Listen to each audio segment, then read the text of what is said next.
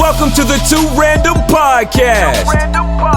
Tired of subscribing to 100 different podcasts? Yeah. SirXpress and Ispeakmotivate eliminate boredom while giving you their commentary on breaking news, movies, music, and so much more. Going down, man. Subscribe today and rate us 5 stars on Apple Podcasts now. I always follow them. Random is the only solution. Two Random Podcast starts in 3, 2, 1. Hello. I'm Ispeakmotivate. And I'm SirXpress. And today we're going to give you a Hobbs and Shaw spoiler movie review. So you guys that haven't watched the movie, please vacate the audio premises because it will be a lot of spoilers tonight. Unless you just really don't care. Yeah. And you like hearing what the movie's about before seeing it. Personally, I'm not that type of person. I get mad and upset when people let me know what's going on. But without further ado, we're just going to give you a little summary. So basically, Hobbs and Shaw is about Miss Shaw, which is Jason Statham's sister. She's trying to protect the virus with her team because it is a melting organ melting virus. Right. It has the ability to melt your insides down. Yes, within a 72-hour period, I believe. So while she's trying to secure this virus with her team so nobody gets hurt, who comes on the scene? Idris Elba, aka Brixton. So he's over here with his team trying to counteract hers by fighting or what have you. So she's like, what do I have to do? This is my mission. I have to make sure the virus is contained at all costs. What is she to do? So she injects herself with the virus. She's like, look, I have like a 72-hour holding period, and look, I have to make sure that it doesn't spread because it will be a very high risk if she were to hold the capsule of the virus while trying to run away with it, because she can trip and fall, and then that's the end of the world. Exactly. Everybody's organs is melting. Okay. So we're just going to get into it here as far as some questions with each other about this Hobbs and Shaw movie. So, who was your favorite character? Why? Favorite character so far has to be Hobbs. And it's just because he is so, like, the way Dwayne Johnson plays him is, like, so tough, yet I love my childish. You know what I'm saying? Mm-hmm. What about you? So, for me, I have to equally say I love the duo together. I love how they tried to gel on each other and just they're just so hilarious. It is a bromance. It truly is a bromance, and it's like, I don't like you, you don't like me, but I truly like you. That's why I'm messing with you and joking around with you. Mm-hmm.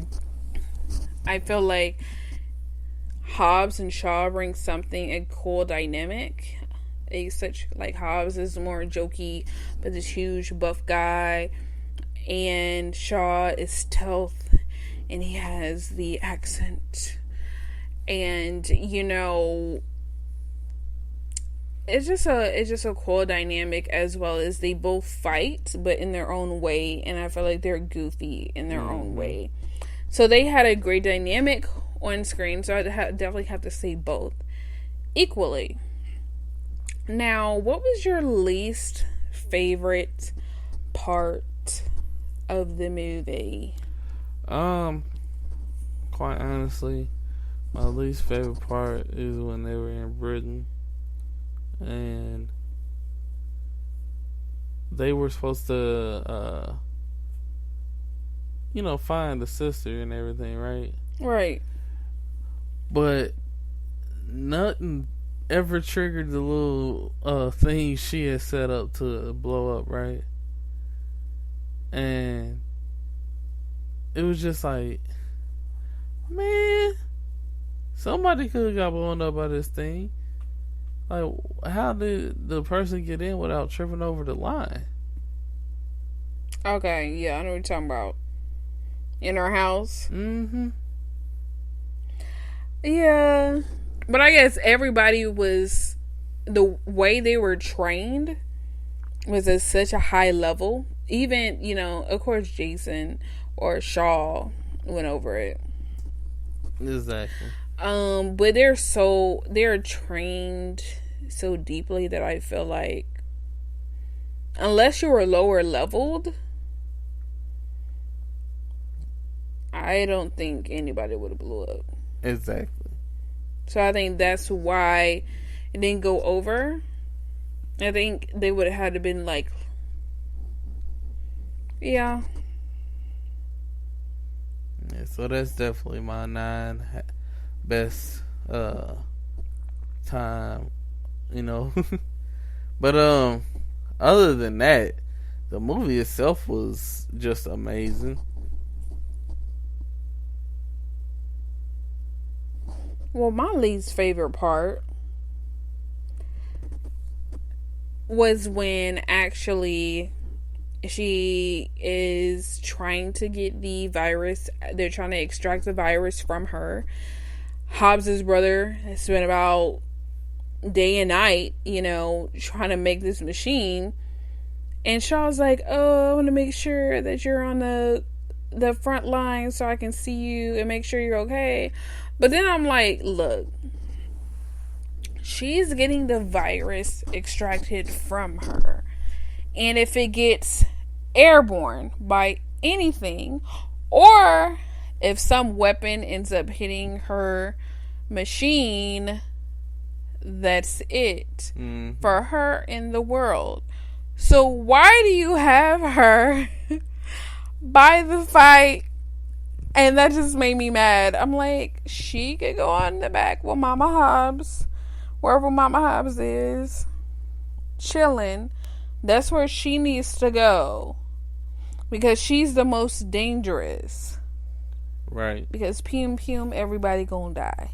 Pum pum, everybody gonna die. Because she has this organ melting virus.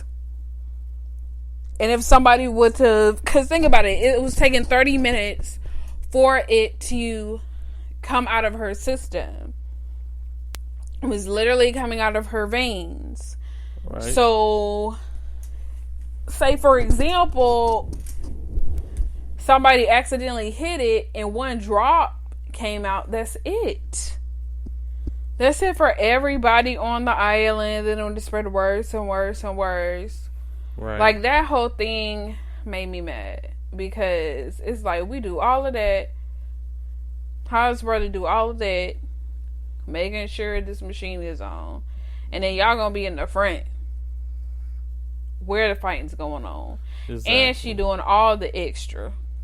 Exactly. Then the thing that got me mad too, she running towards the helicopter where Brixton's people was. Knowing that they want the virus. True. So I'm like, bruh. I got to agree with you. Now that I'm thinking about it, that is like, what the heck? You know what I'm saying? That's one of those situations, you know what I mean? Like, do you slick want the world to be killed by genocide? You know what I'm saying? Like, the way she came up to that thing, you know Brixton wants the virus that's within you, and he's gonna wait.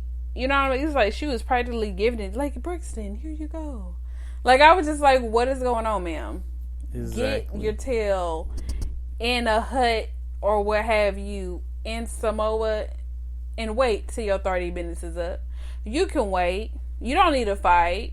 Because to me, she was more of a liability than a help to the cause, to be honest. Very much. Because they had to rescue her again. You know what I'm saying? Like, they had to rescue her. Like, it's just some unnecessary stuff that didn't have to go down. But I know they had to extend the movie and make it a cool thing with the helicopters and the brothers coming up with the cars locking, the tow truck kind of chains locking up to each other and pulling the helicopter down and stuff like that with his brothers to make his brothers have another part in it, which was cool. But I'm like, ma'am, are you serious? Just sit in the corner. Exactly. She needs to go on time out for that. You know what I'm saying? Because I'm just over it. Yep. The world is at risk and you're over here in the midst of a fight. That's like having a gun in the midst of a fight. You know what I'm saying? And your finger on the trigger. Like, somebody pushing into you is over. Somebody's getting shot. And that's the same thing with this virus. Somebody bumped into her the wrong way, and one of the things came out of her pores. That's it for the world, girl. Like, that's so selfish to me. That made me mad. But what was your favorite part of the movie? Favorite part. I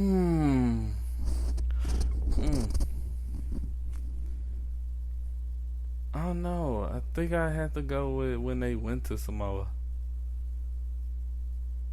I think I had to go with that. Like, when they went to Samoa and he met up with his family and his brother punches him in the nose.